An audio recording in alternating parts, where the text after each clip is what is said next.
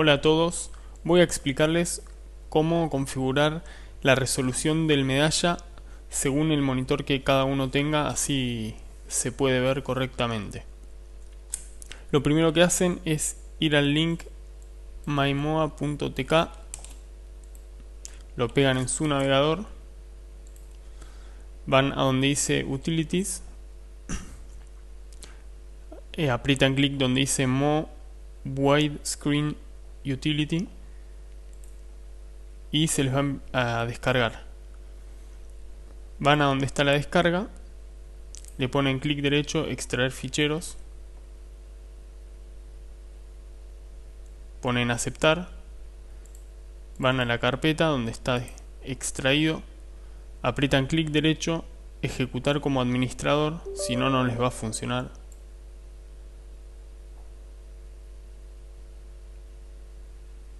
Y buscan donde tienen instalado el juego, donde dice Browse. Yo lo tengo en equipo,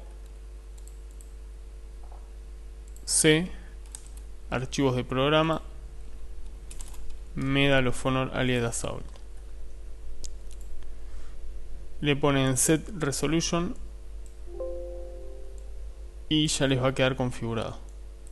Entonces ahora ustedes pueden abrir el medalla y tenerlo con la resolución correcta. Ahora voy a explicar cómo utilizar el Cinematic para que el sonido de fondo del medalla, que a veces suele ser un poco molesto, no esté.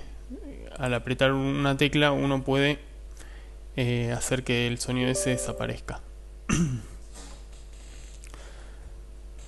Como ven, acá la resolución está correctamente según mi monitor, digamos. Entonces entran a un servidor, por ejemplo este,